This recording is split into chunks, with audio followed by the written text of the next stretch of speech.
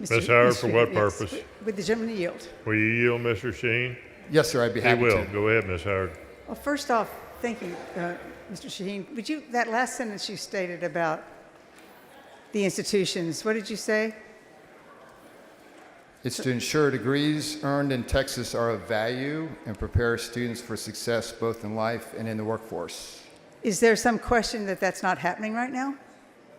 I think if you look across the state of Texas, there's varying degrees, and so the objective of this legislation is to provide consistency with respect to our curriculum and the degrees that we're offering our students. Would you not recognize that we are the 8th largest economy in the world with some of the most highly respected institutions in the world, and that they are truly the engines of our economic prosperity?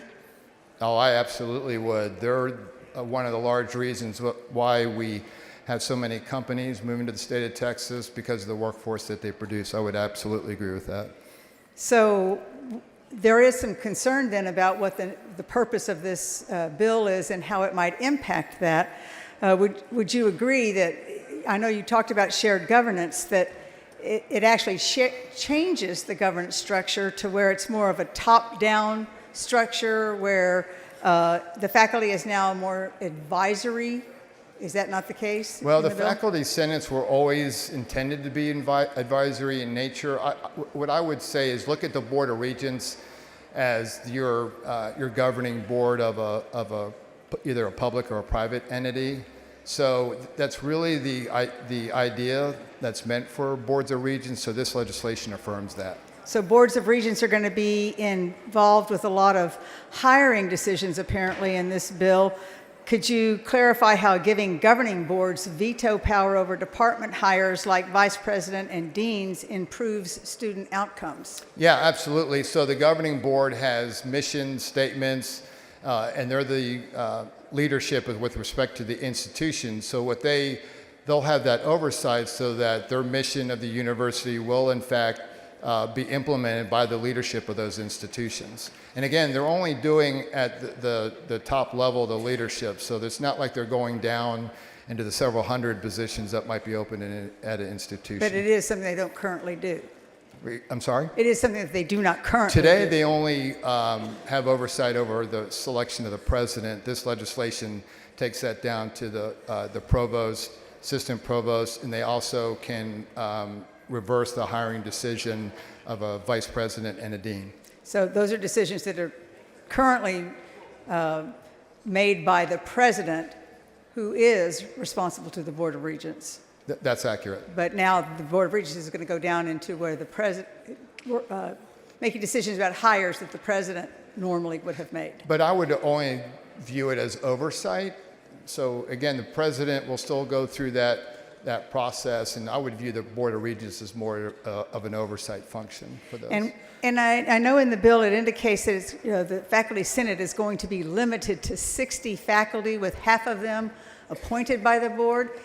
Did you know that like UT Austin has almost double that number, so significantly reducing the size of the faculty and changing how the faculty are determined? The Faculty Senate is determined by only 30 members would be elected by faculty and the rest appointed by the board, where currently they have 113 members. Did you know that? It is accurate that it's limiting the number to 60.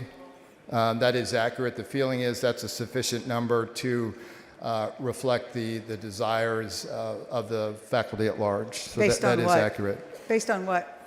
If you look at across the state of Texas and the average size of the senates or faculty, the faculty senates. Don't we have institutions that are of varying sizes, though, and That's true. So one size fits all here, well, no no, matter it's just what the size? maximum. I'm sorry? I think it's maximum of 60.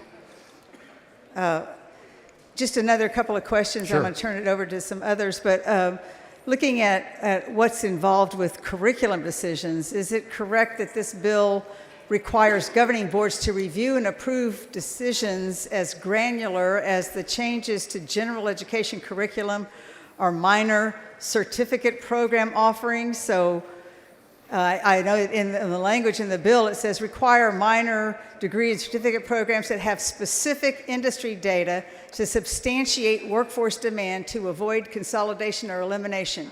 That would really severely impact a whole lot of offerings that our higher education institutions make, would it not? Well, the portion of the bill that you're referring to is where the president is required at least once every 5 years to review those minor degrees and certificates and ensure that they're in alignment with the workforce needs. So it's once every 5 years. Okay, thank you. Yes, ma'am. Mr. Speaker, Ms. Gervin Hawkins, for what purpose? will the gentleman yield for a couple Would questions? you yield, Mr. Shaheen? Yes, sir, I'd be happy to.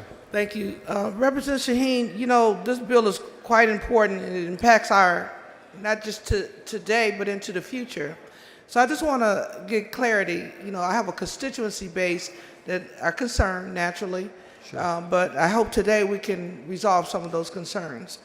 So one of my questions is, are we collecting any data about the physical impact of this bill to the university and/or to the greater community where those universities are located? Does this bill do any of that? This bill is silent on that issue. However, I will tell you one of the large objections of the bill is as they're reviewing the curriculums, as they are reviewing the degrees, is come up with ways that these degrees can be achieved faster and at a less cost of effect. So that's the objective, but there is no mechanism here to measure it. The overall impact? No, but that doesn't say Okay. somebody can't do that. But the objective is to get degrees faster, they're more valuable, and they're less expensive. And so, but my other question is, The gentleman's time has expired. will we extend the time, please, Mr. Chair? There are no exceptions in the last 10 days. There are no extensions.